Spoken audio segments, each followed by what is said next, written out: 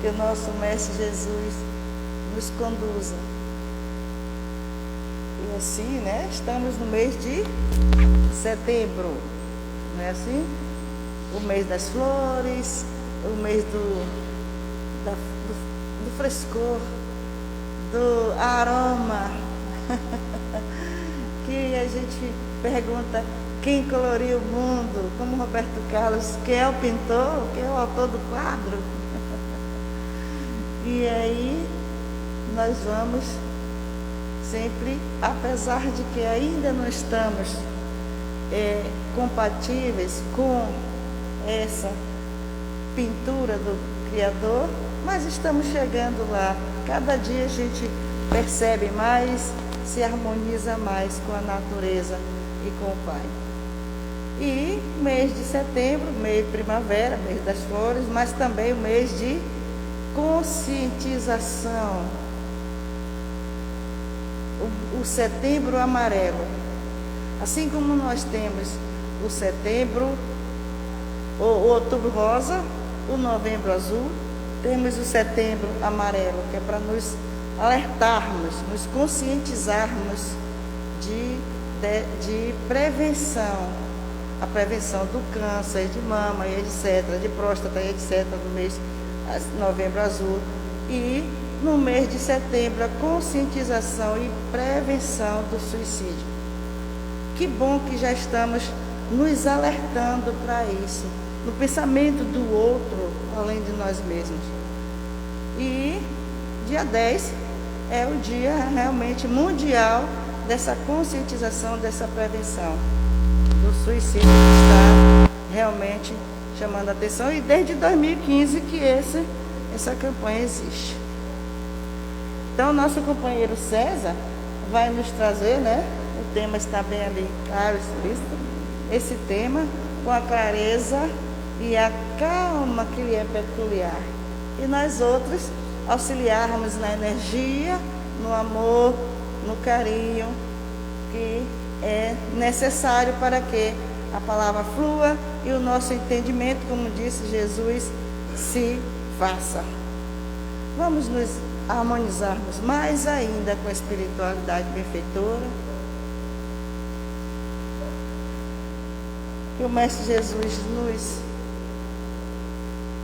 concedeu esse momento a todos nós dos dois planos.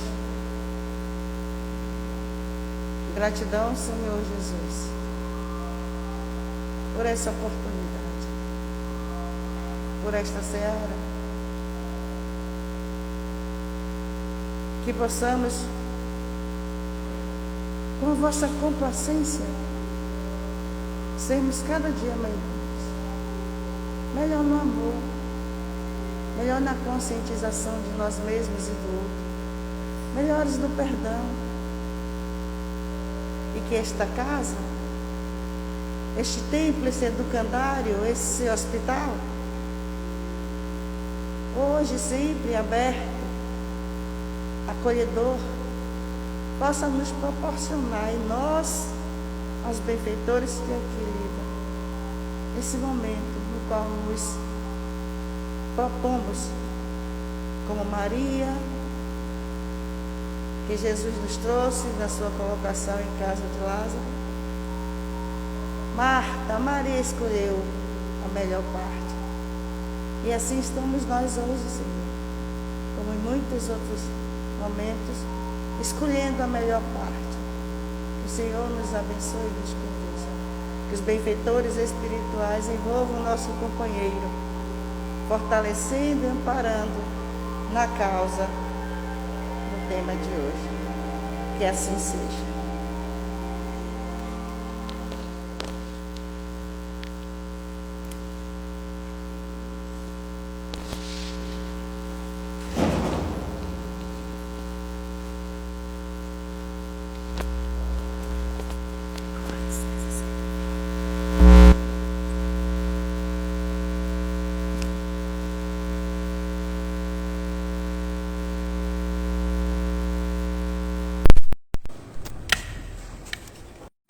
Boa noite a todos e todas. os que estão aqui presentes no salão físico do CETRASC e os nossos irmãos que estão no salão virtual através do Instagram nos acompanhando esta noite. Então é sempre um prazer estar nesta casa, no Centro Espírita Trabalhadores da Seara do Cristo. Eu sempre lembro que quando comecei fazendo minhas preleções doutrinárias, eu comecei também pelo CETRASC, trazendo as pequeninas colaborações, e hoje continuo aqui, vinculado a essa proposta do doutrinário.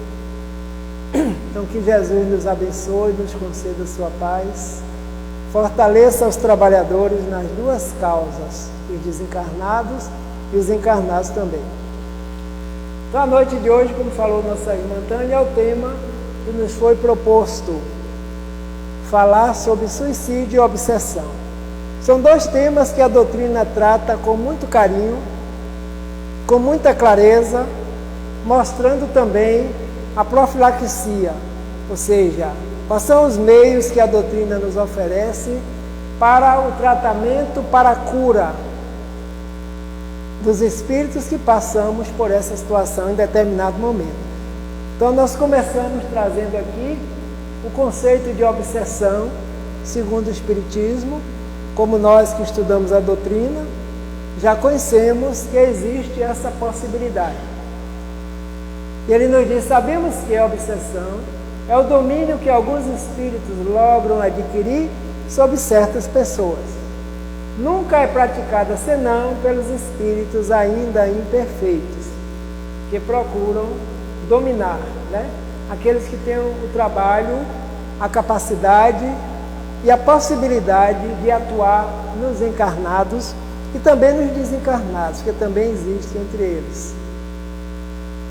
Então essa proposta é mostrada que quem domina ou quem tenta dominar é porque ainda não alcançamos o estado de perfeição. Na verdade, ainda trazemos paixões, ainda trazemos vingança, ainda trazemos desejos de vinculações, outras, que com o tempo vai passando, porque nós estamos nos educando justamente para isso. Então a doutrina nos mostra que a obsessão é uma vexação, é uma importunação. E todos nós somos passíveis de serem influenciados, porque nós somos espíritos imortais. O grande diferencial é que nós estamos no corpo físico e alguns outros estão desencarnados, fora do corpo. Mas essa influenciação é muito conhecida. E a doutrina nos apresenta a primeira fase para que nós possamos tomar conhecimento, a chamada obsessão simples. É aquela em que o obsidiado apresenta a consciência da influência de um espírito menos elevado espiritualmente, ou seja, um espírito enganador. E este, por sua vez, não disfarça seus interesses, intenções, desejos e vontades. Por isso que é chamado de simples. Porque assim como o simples acontece, de uma forma simples também, essa desvinculação pode ser tratada, pode ser trabalhada. É essa simples a qual todos nós estamos submetidos. Por quê? Porque nós ainda somos espíritos inferiores. Espíritos que estamos numa faixa de espiar e provar. E quem é superior, nem espia e nem prova, já se torna trabalhadores, missionários da Seara de Jesus, auxiliando os demais que estão na outra escala.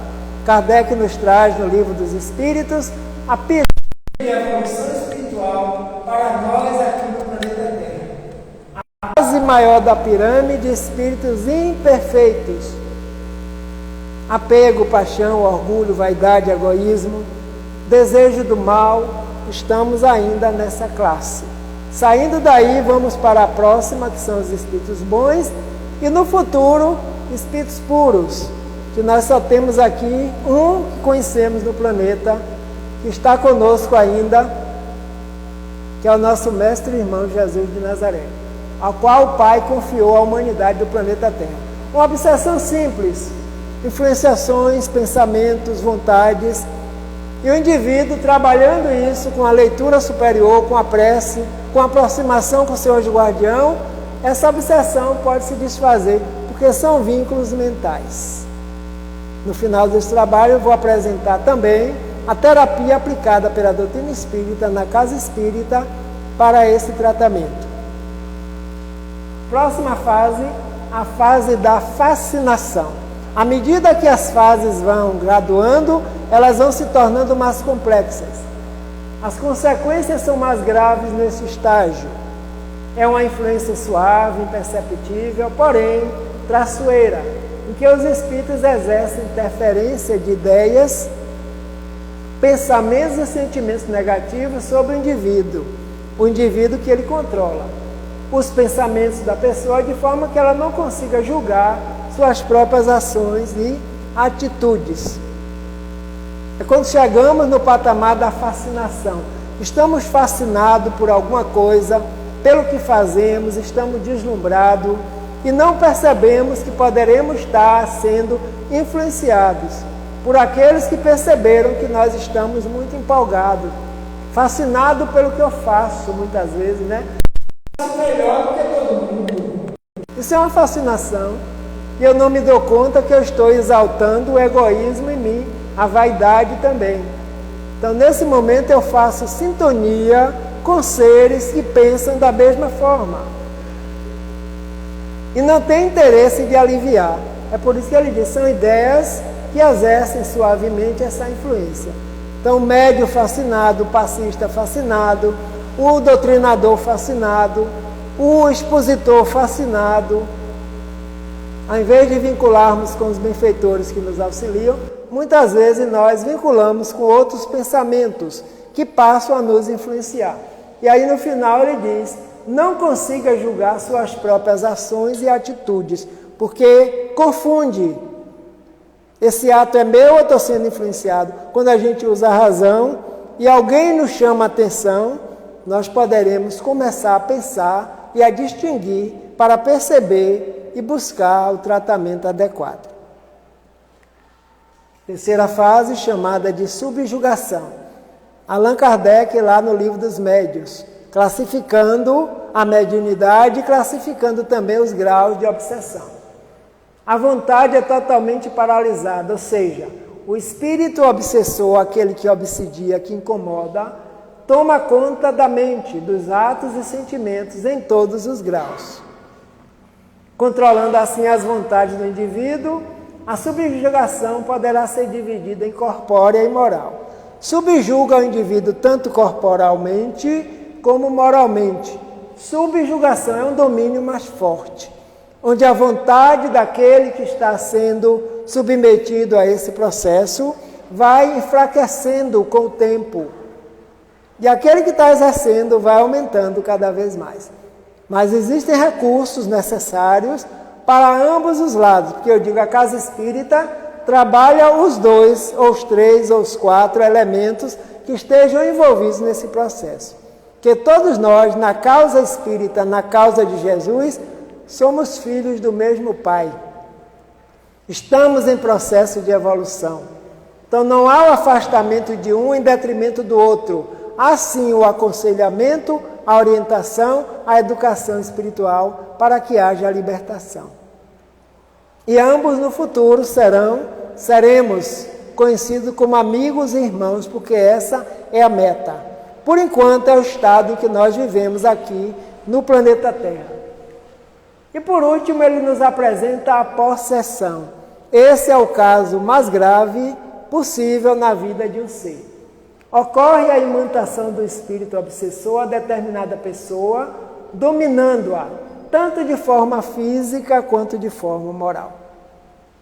O Evangelho está cheio de reflexões de casos desse tipo, que eram apresentados aos doutrinadores, aos discípulos, aos expositores da época, ao próprio Jesus de Nazaré, aos apóstolos e aos discípulos também. Então, nesse caso aqui, as obsessões estão sempre relacionadas a quê? À imperfeição moral. Lógico, de ambas as partes. Tanto de quem sofre a influenciação, como de quem está influenciando. Para combatê-la é preciso que se lhe interponha uma causa moral, fortalecendo a alma. Da mesma forma que se fortifica o corpo para prevenir das enfermidades, como falou Tânia na abertura do trabalho. Câncer de mama, câncer de próstata, o câncer normal em outros órgãos do corpo físico, os tratamentos terapêuticos da medicina atual, tudo para a prevenção do corpo. E aqui, para a prevenção da alma. Porque quando a alma é subjugada, o corpo também sofre as consequências. Então o tratamento é duplo. Tanto dá tratamento da alma, como ele diz ali, lhe interponha uma causa moral, fortalecendo a alma. À medida que nós vamos evoluindo pelo conhecimento e pela prática do conhecimento bom, nós estamos nos fortalecendo e a partir daí sintonizamos melhor com os nossos benfeitores espirituais. É o radical mais correto que existe, pela vontade nossa, pela perseverança, pela disciplina, pelo desejo da gente se melhorar, para que a cada momento nós possamos estar dando a melhor qualidade de vida para nós, tanto ao corpo quanto ao espírito, porque nós somos seres espirituais em experiências humanas, e não ao contrário. Como diz o filósofo Teilhard de Chardin, nós não somos espírito de vez em quando a gente lembra. Nós não somos espírito quando a gente vem para o centro espírita, né, Tânia? Nós somos espíritos desde o momento da criação. Princípio espiritual se elaborando pelos erros da natureza, em determinado momento, há milhões e milhões de anos atrás, nós desenvolvemos razão, inteligência, vontade, livre-arbítrio, sentimento, consciência da existência do Criador. A partir daí, esse corpo hominal que nós utilizamos é o que está servindo para que nós possamos expressar todas as capacidades que nós já possuímos. E não vamos regredir jamais, é daqui para frente. Então, Jesus já nos afiançou, conhecereis a verdade. E essa verdade é que está nos libertando da ignorância, da imperfeição, do egoísmo, da vaidade, que a gente começa a perceber que somos todos iguais, na origem e na destinação. Criados simples e ignorantes, todos vamos alcançar a perfeição. Então, aqueles que não estão na prática do mal, seja intenso ou menor, todos nós estamos em processo de evolução. Então, para isso é preciso que nós alimentemos a nossa alma, primeiro sabendo de onde viemos, para onde vamos, por que aqui estamos, o que é que nós precisamos fazer para que a gente se torne melhor. Não é para tornar o outro melhor, não, que nós não conseguimos fazer isso. Não é verdade? Que Deus deu o direito para nós, está nas nossas mãos, fazermos a nossa caminhada. Podemos influenciar uma pessoa? Sim. A pessoa está nos tomando como exemplo, embora o exemplo maior nosso, quem é? Jesus de Nazaré. Modelo e guia da humanidade. Mas quando a gente se empenha, tem outros que estão observando, tanto encarnados como desencarnados, que nós estamos melhorando. E a partir daí a sintonia passa a ser uma outra sintonia. A obsessão pode levar à aniquilação do corpo físico, ou seja, uma pessoa pode ser levada ao suicídio, influenciada pelos espíritos, sim. Agora, a responsabilidade é de ambos, porque ambos têm o livre-arbítrio. Esse caso nós conhecemos do Evangelho. Mestre, trouxe-te o meu filho, que tem um espírito imundo, e este, onde quer que eu apanha, despedaça-o, e ele espuma, e range os dentes, e vai se secando. E eu disse aos teus discípulos que eu expulsasse, e eles não puderam. E ele, respondendo, lhe disse: ó geração incrédula, até quando eu estarei convosco? Até quando vos sofrerei ainda? Trazei-me aqui. Evangelho de Marcos, capítulo 9, versículo 14 a 19. O pai apresenta a Jesus um filho que estava obsidiado.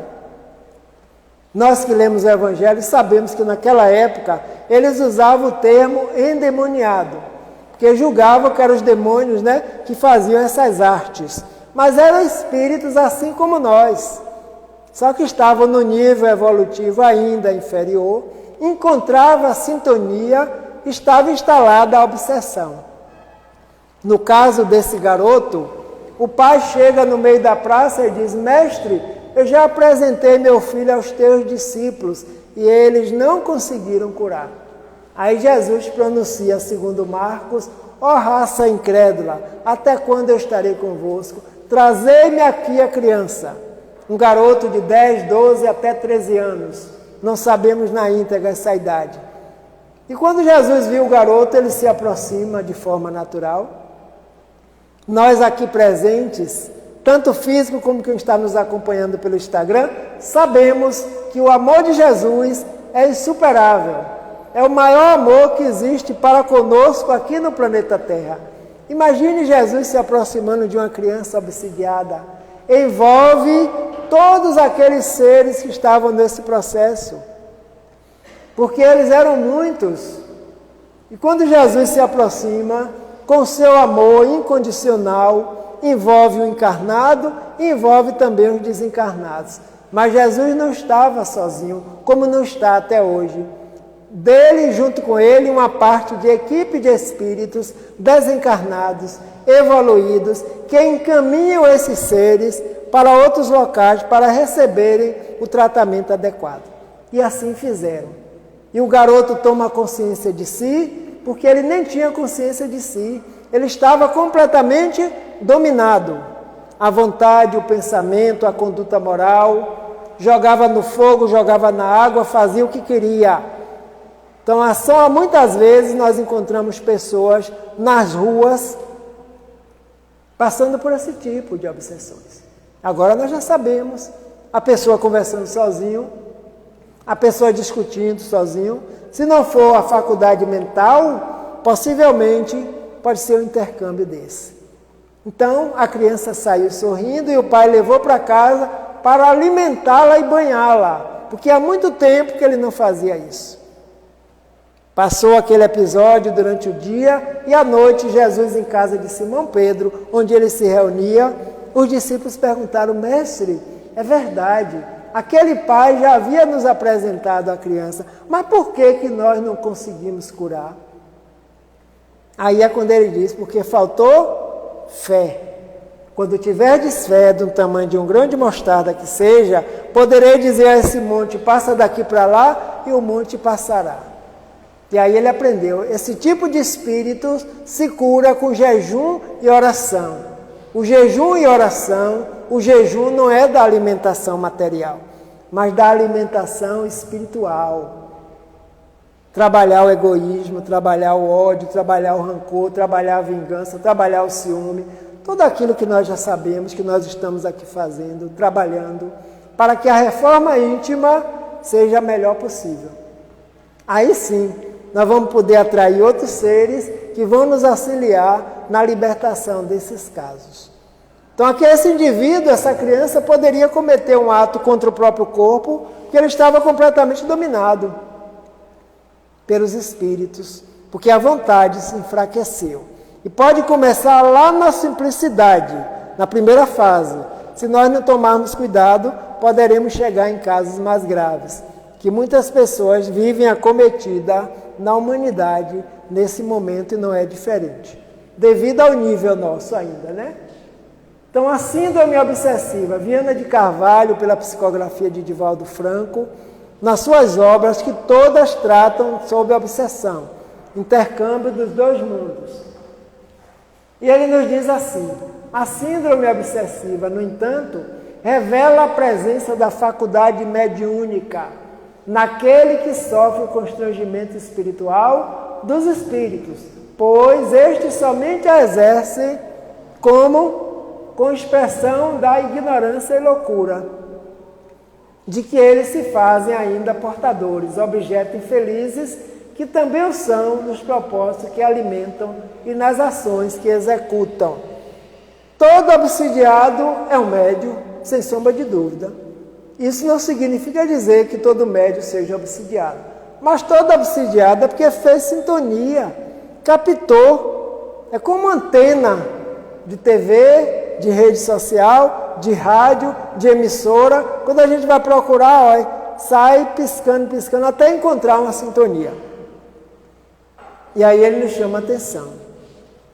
Presença da faculdade mediúnica naquele que sofre o constrangimento espiritual dos espíritos, pois estes somente a exercem como expressão da ignorância e da loucura. Então, o domínio, a posse, o desejo de fazer justiça com as próprias mãos. Mas justiça só divina. Todos nós que aqui estamos, encarnados e desencarnados, presencial ou online, nós estamos encarnados agora pela misericórdia divina, que está nos permitindo que nós possamos trabalhar no bem para apresentar no futuro outras páginas de serviço perante o tribunal da nossa própria consciência. A partir daí, nós estamos nos libertando, nós estamos nos liberando das amarras do passado de outras existências, que agora não nos interessa mais, porque já passaram, não é verdade? Só interessa agora daqui para frente. O que é que nós estamos fazendo agora, conhecendo o Evangelho de Jesus à luz da doutrina espírita?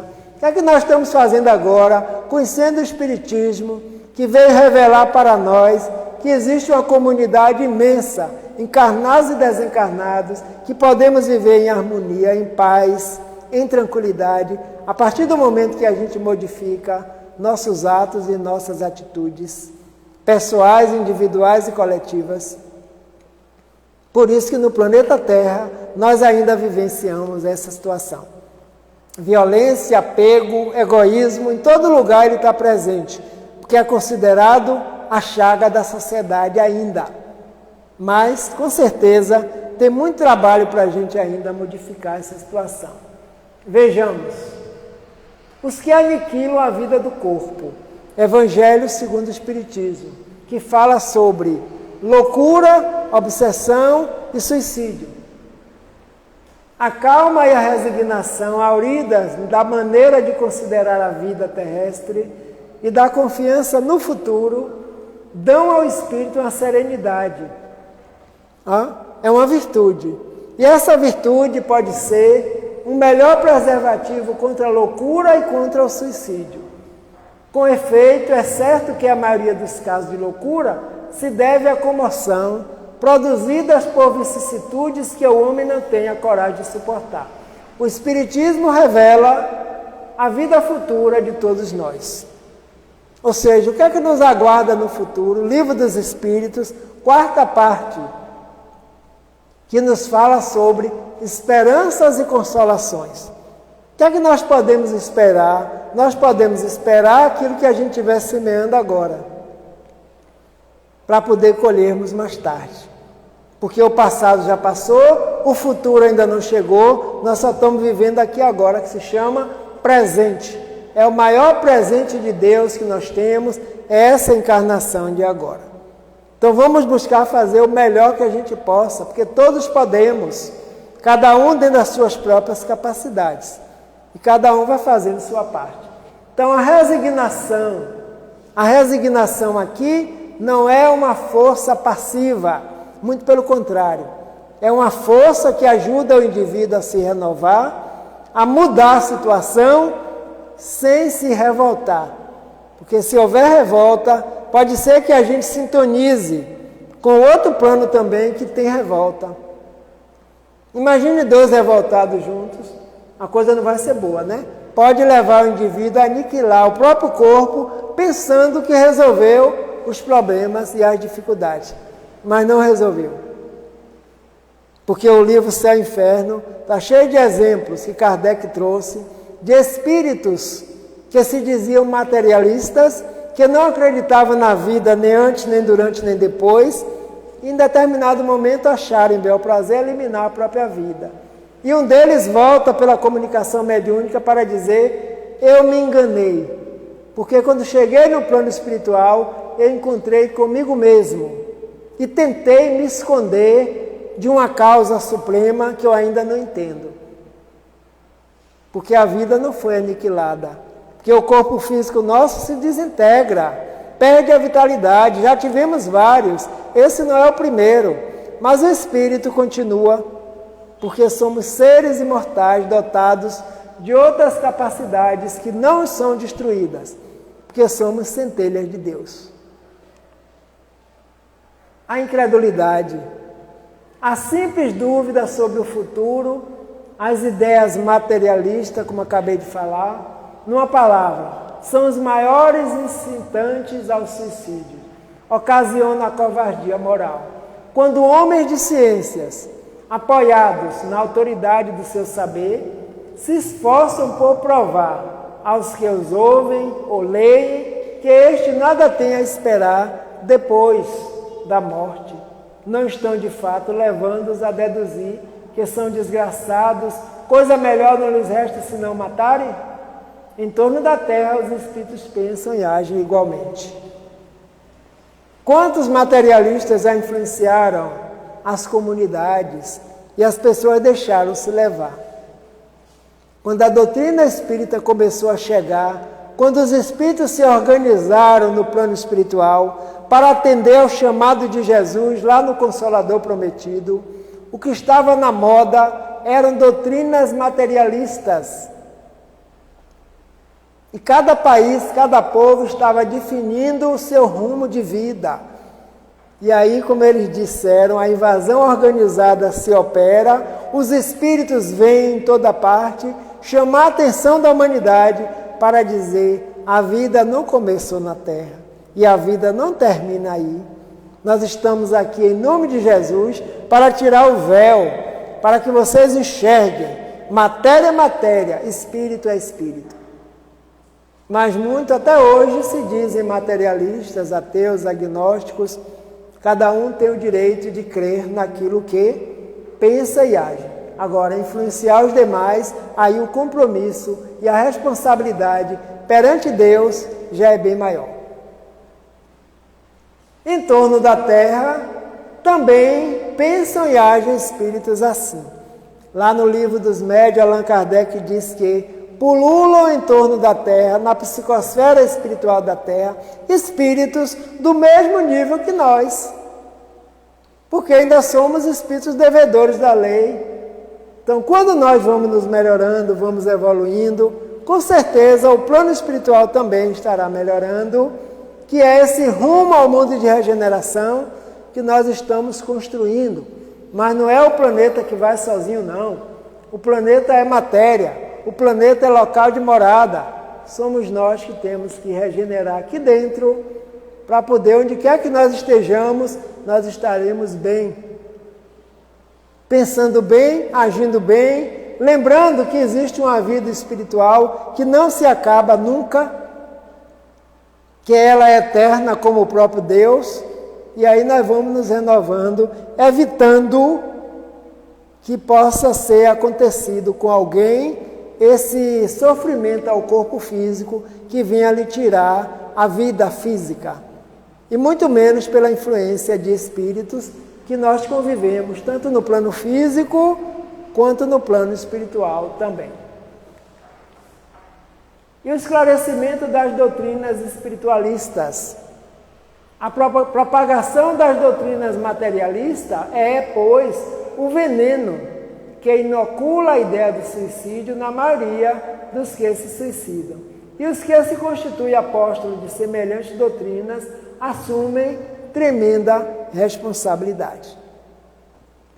O indivíduo já vive no meio dele, social, dizendo que não crê, não existe nada depois da morte, morreu, acabou. De repente ele sintoniza com o espírito que pensa da mesma forma, ou que induz a pensar da mesma forma. Então cometa, morra, mata o corpo, que não existe mesmo.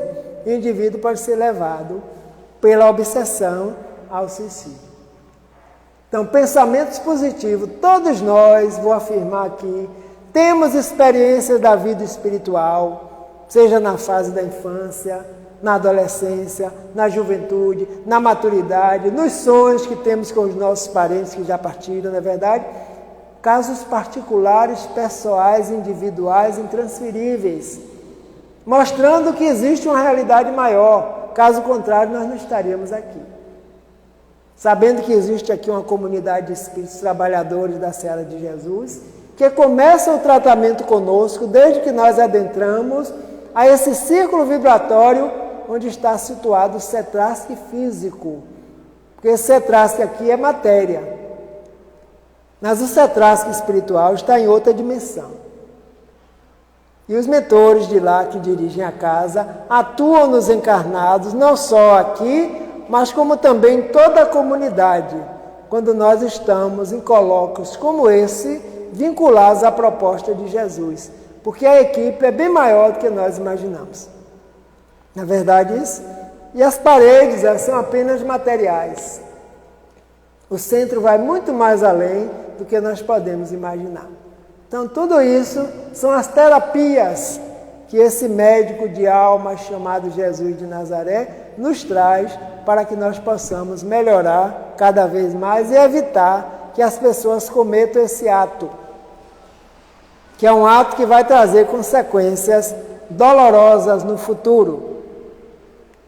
Vamos para adiante. O antídoto. Como tomar esse medicamento para evitar que esses fatos aconteçam em nossa sociedade? Com o Espiritismo, torna-se impossível a dúvida. Muda o aspecto da vida. O crente sabe que a existência se prolonga indefinidamente para lá do túmulo. Fica no túmulo o corpo físico, a veste material. És pó e ao pó voltará, corpo físico. Mas o espírito que habita esse corpo permanece e vai mais adiante. Mas em condições muito diversas, onde a paciência e a resignação, que o afastam muito naturalmente de pensar no suicídio, donde em suma a coragem moral. Paciência, resignação, coragem, fé. Está difícil? Vamos buscar ajuda de um terapeuta, vamos buscar ajuda espiritual, vamos buscar ajuda pela fé, pela oração. Lembremos que ligado a nós existe um espírito que é o nosso anjo da guarda. Desde pequeno que nós sabemos disso, né? Que nossos antepassados já nos ensinavam a orar antes de dormir e na hora de acordar, principalmente para o anjo da guarda, o santo anjo do Senhor, Deus zeloso e guardador. Se Deus a ti confiou a piedade divina, vós sempre me rege, me guarde, me governe, me ilumine. Amém. E aí ele se aproxima mais. Se a gente permite que ele se aproxime, e aquele que nós estávamos passando, a gente vai ver que na verdade era um grão de areia, tão pequeno, e aí a resignação se faz, o esclarecimento necessário, a força moral suficiente para que esse momento seja vencido.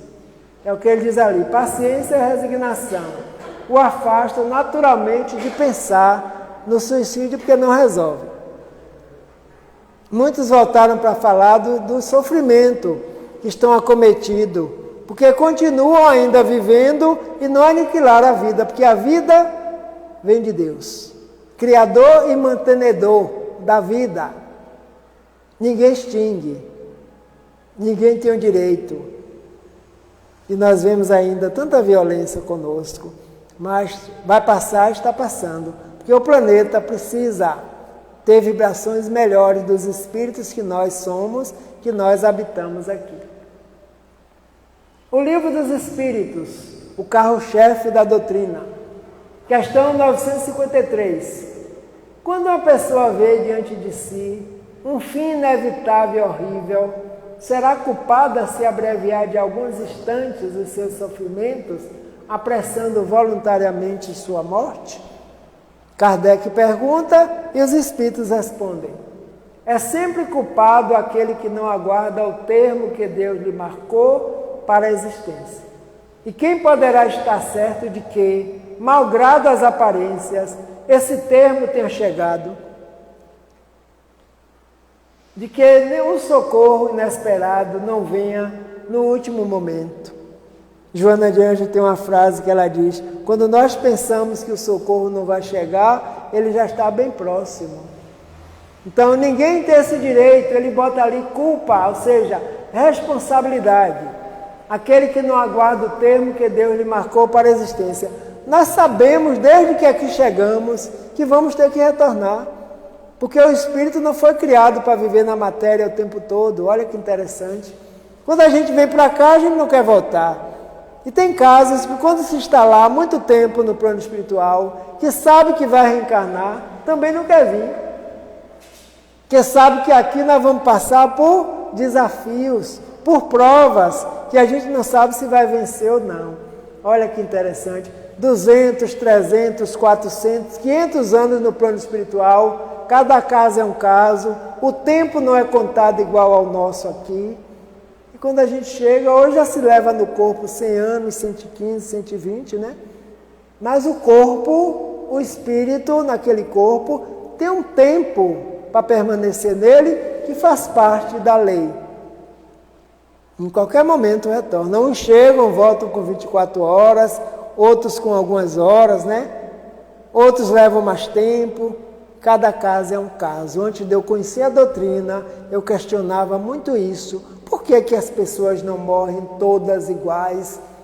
Porque para mim o natural era o corpo ir enfraquecendo, envelhecendo. E a gente vê vários tipos de morte. Depois que eu descobri a doutrina, eu fiquei sabendo que são percalços. Ninguém vem para cá para matar, nem para morrer, nem para matar-se. O objetivo é justamente esse. Quando estivermos mais equilibrados, a gente vem, demora no corpo o tempo que for necessário e depois retorna de forma natural, sem causar dano à própria natureza. O Livro dos Espíritos continua nessa pergunta, ele faz alguns desdobramentos. Vejamos. Concebe-se que, nas circunstâncias ordinárias, o suicídio seja condenado. Mas estamos figurando o caso em que a morte é inevitável, em que a vida só é encurtada de alguns instantes. Kardec insistindo, dizendo, nem quando a vida foi encurtada em alguns instantes, ele diz, é sempre uma falta de resignação e de submissão à vontade do Criador. E Jesus nos ensinou um Pai Nosso que diz como, Pai, seja feita a vossa vontade, não a nossa. Porque a vontade do Pai para com o Filho é a melhor possível. Nenhum pai quer o pior para o filho, e sim o melhor. Quando a gente ora, a gente se fortalece. Quando a gente ora, a gente move montanhas, como diz Jesus. Se tiverdes fé do tamanho de um grão de mostarda, podereis remover os obstáculos, os montes, em todos os locais. Tem outra pergunta baseada nesta mesma. Quais, nesse caso, as consequências de tal ato? Ou seja, quando o indivíduo comete um ato desse, quais são as consequências? E eles respondem, uma expiação proporcional, como sempre, à gravidade da falta, de acordo com as circunstâncias. É a lei de ação e reação. A toda ação corresponde uma reação de mesma intensidade, porém de sentido contrário. Eu mando daqui para lá e a lei retorna para mim, porque a fonte foi eu que gerei. Aí ele diz ali, é uma expiação proporcional. Como sempre, a gravidade da falta. Essa falta é grave. Então, a expiação futura, o indivíduo vai voltar numa situação tal, com o corpo completamente desarmonizado, porque o perispírito foi lesado, que é o nosso corpo sutil, e é juntamente com a mente e o corpo espiritual que esse corpo é formado. Então, se o perispírito está desarmonizado, o corpo material também estará. E aí vem expiar. Aqueles que muitas vezes estão numa cadeira de roda, aleijado, surdo, mudo, cego, muitos se apresentaram a Jesus pedindo a cura. O cego de nascença, mestre, quem pecou? Ele ou os pais dele para ele nascer assim? Aí Jesus diz, não, os pais dele não. Que ninguém cumpre, ninguém responde pelo ato dos outros. Ele nasceu assim para que se cumpra a vontade do Pai. Foi o passado que agora está expiando. É o que nós estamos fazendo no planeta Terra. O que é expiar? Tomar um banho de luz para poder a gente melhorar cada vez mais a nossa condição espiritual. E essa doutrina vem nos dar o suporte para que nós possamos auxiliar a nós e aos outros que convivem conosco em qualquer parte da sociedade. Viana de Carvalho. A desobsessão. A obsessão é a doença, a desobsessão é o tratamento. É um tratamento, segundo a doutrina espírita, de pessoas que estejam sofrendo de prejudicial interferência por espíritos, encarnados ou desencarnados. A desobsessão trata ambos. Aí vocês podem perguntar, mas Edivaldo encarnado também? Sim. Existe a obsessão entre nós encarnados. Nós influenciamos os outros, dominamos muitas vezes, queremos que faça a nossa vontade, como se fosse posse, como se fosse nosso. Quantos crimes estão aí praticados na sociedade, infelizmente, né? Que a pessoa deixou, você vai me deixar, não vai me deixar, persegue e termina matando. Então são esses crimes.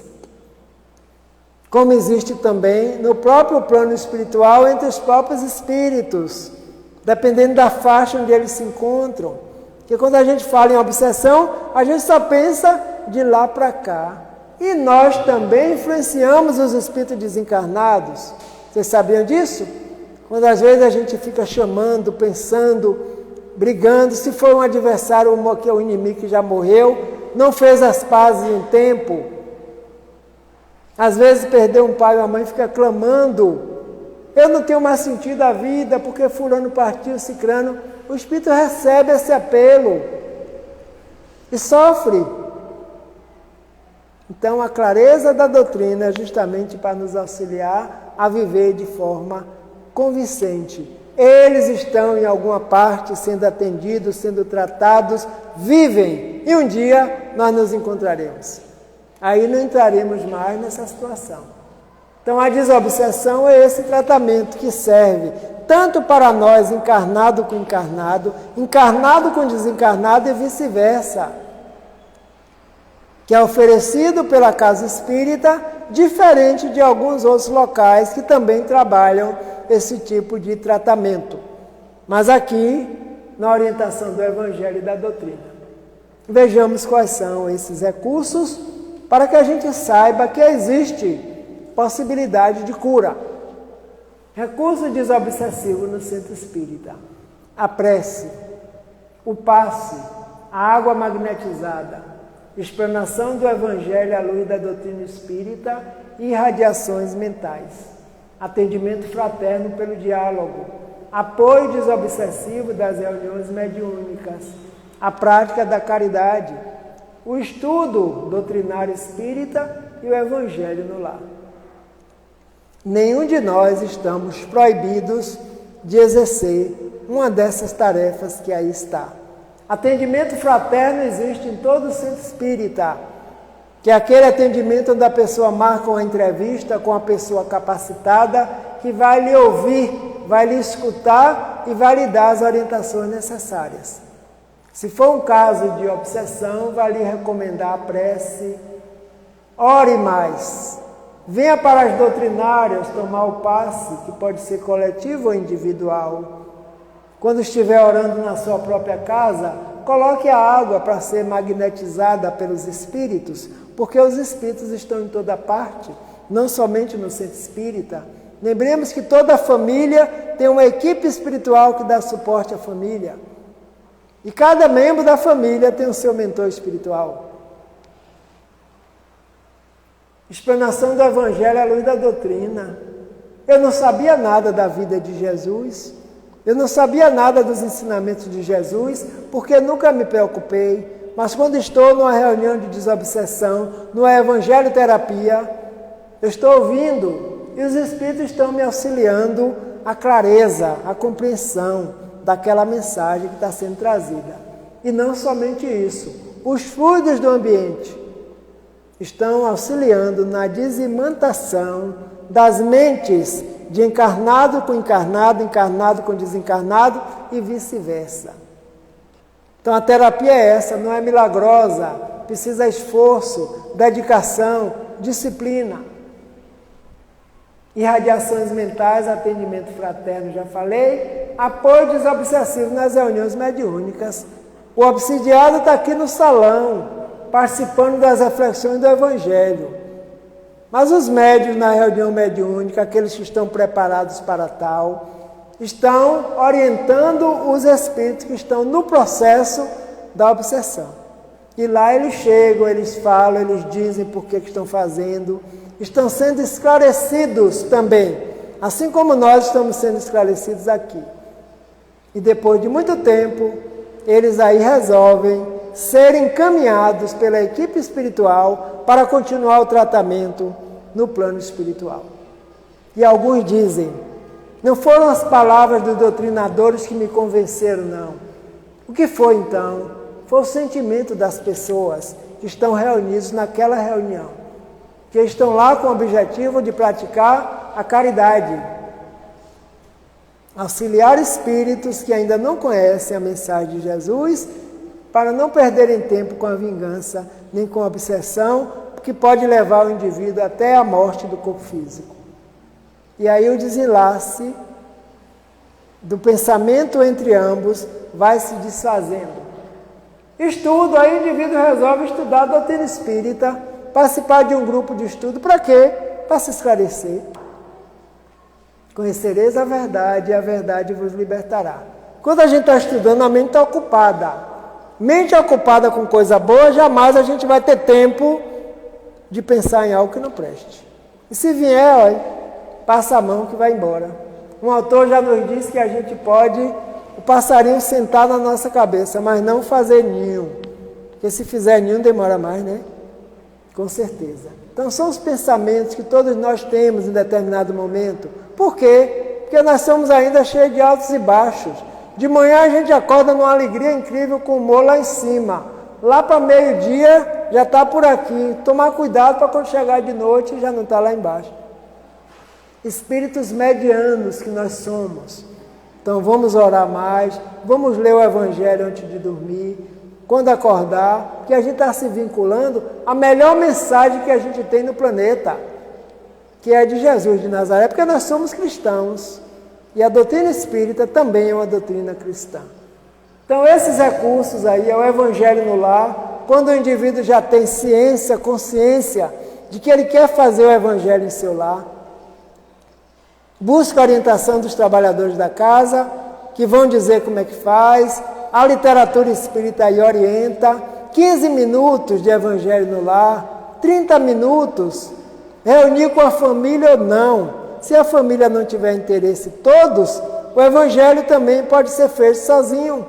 Por quê? Porque ninguém está sozinho. Lembremos de Jesus. Quando 2 ou mais estiverem reunidos em meu nome, eu estarei presente. Ou a gente confia ou a gente não confia.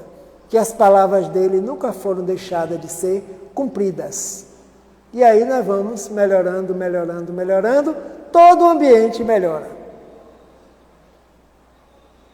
Então somos nós que decidimos.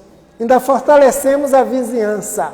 Como diz Joana de Anjos, o Evangelho em um lar promove vida para todos os lares e todos os membros que estão no edifício, na rua, nas moradas, porque a equipe espiritual trabalha por todos, independente das pessoas acreditarem ou não. E ali está, Jesus batendo a porta, pedindo licença para fazer parte do nosso banquete espiritual. A água fluidificada, são os espíritos trabalhadores que o fazem. Aqui ao final da palestra iremos sorver a água fluidificada, né? Eles já colocaram os elementos necessários para cada um de nós, quando ingerirmos, vai direto para o perispírito, para harmonizar os centros de força. O passe, todo passista está amparado pela equipe espiritual, que nenhum de nós trabalhamos sozinhos. O Evangelho no lar, as luzes espirituais e o mestre pedindo licença, batendo a porta para fazer parte da família, porque ele também é membro da família. É o nosso irmão maior. E aqui lembro do SOS Preces, que é um serviço de lá do Instituto Kardecista, da casa onde trabalho, onde fui conhecer a doutrina espírita. É um telefonema, atendimento fraterno pelo telefone, 3322 4088, que esse ano completa 39 anos de instalado e recebe ligações de várias partes do Brasil e até fora do Brasil. Principalmente naqueles momentos de festa, onde as pessoas se sentem sozinhas, e aí resolvem ligar. E lá tem um plantonista anônimo, que trabalha no movimento espírita, mas que está lá de plantão, atendendo pelo telefone 3322-4088, para dar uma palavra de conforto, dar uma oração, uma prece, um incentivo. E nós do Instituto, esse mês de setembro, estamos comemorando os 39 anos de lançamento desse serviço, que está aí à disposição de quem quer que seja. Jesus, por João Evangelista, nos garante: e tudo quanto pedir, dizer meu nome, eu farei, para que o Pai seja glorificado no Filho. Se pedirdes alguma coisa em meu nome, eu farei. João 14, 13 e 14. Peçamos sempre em nome dele, que a cura vai acontecer. Muita paz, que Jesus nos abençoe.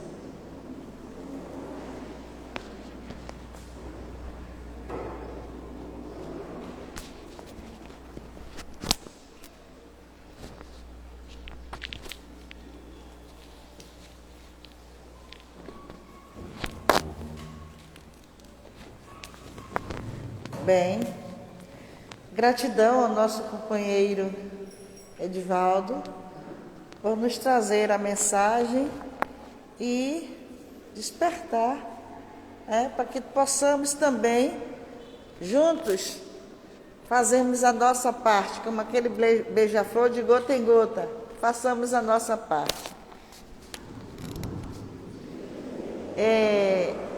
Setembro, como a nossa casa, a doutrina, no seu tríplice aspecto de templo, de religião, de ciência, filosofia, como nos três aspectos temos o dever, assim, Edivaldo, de participar, que já tem anos que no mês de setembro a temática da casa é essa, suicídio.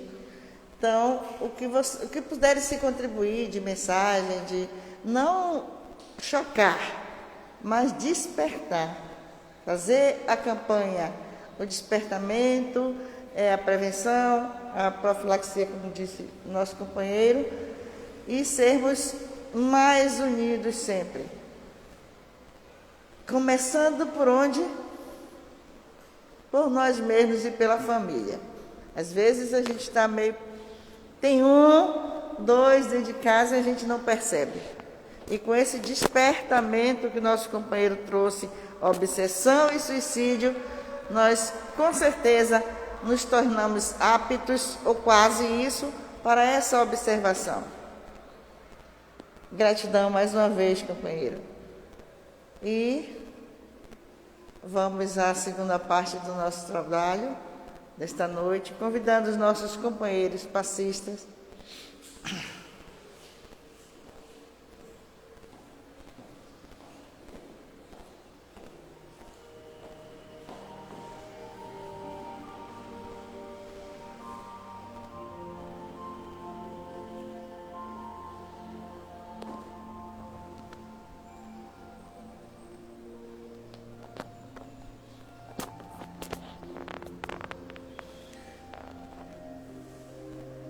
sintonizando, ouvindo a música,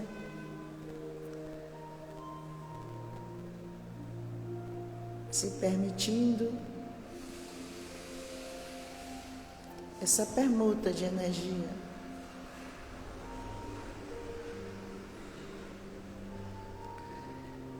Essa energia que não fica só conosco, que se expande,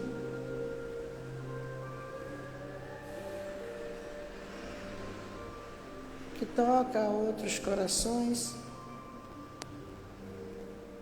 conforme nossos pensamentos, nossa vontade.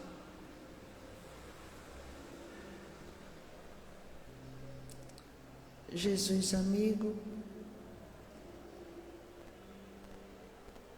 a nossa gratidão